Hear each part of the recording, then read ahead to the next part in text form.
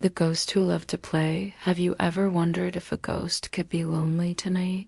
I will tell you the story of a little ghost who only wanted a friend.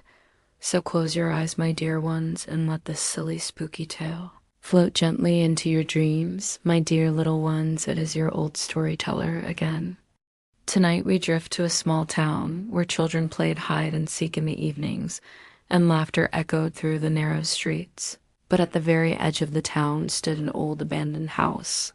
Its shutters creaked, its doors rattled in the wind, and its windows seemed to watch. Whoever passed by hurried along, for they believed the house was haunted. Inside that house lived a little ghost named Poppy. She was not scary at all, though she tried very hard.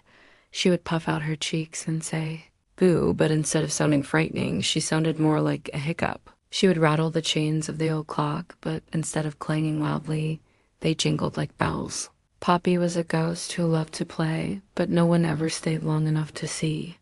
Every night she watched the children from the window. She longed to join their games, but whenever she floated outside, the children screamed and ran home. Poor Poppy drifted back into her empty house, whispering sadly, "I only wanted to play." One evening, a boy named Daniel was walking home after visiting his grandmother. The sky was dusky purple and the street was quiet. As he passed the old house, he heard a soft giggle curious. He peeked through the broken gate and saw a little white glow bouncing like a ball. Daniel was not afraid. He tilted his head and called out, "Who's there?"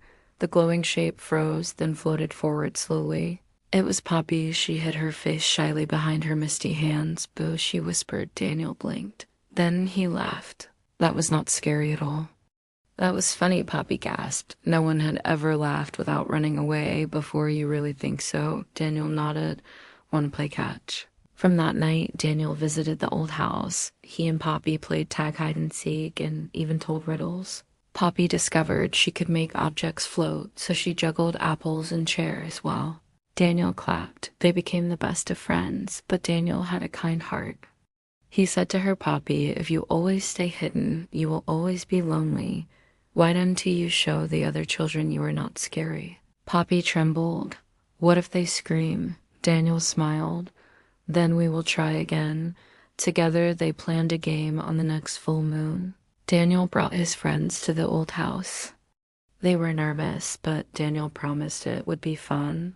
Suddenly the windows flew open, the curtains swirled, and Poppy floated out. The children squealed, but then she dropped 3 glowing balls of light into their hands. They bounced like magical balloons, and the children laughed. Soon they were tossing them back and forth, with Poppy giggling the loudest of all. From that night, the abandoned house was no longer silent. Every evening, children gathered there to play with the little ghost. Poppy never had to whisper sadly again. She learned that being herself was better than trying to be frightening. And the children learned that sometimes what seems scary at first is only lonely waiting to be understood. And so, my dear ones, remember this: not everything spooky is meant to harm you. Sometimes a little courage and kindness show you a friend you never knew was there.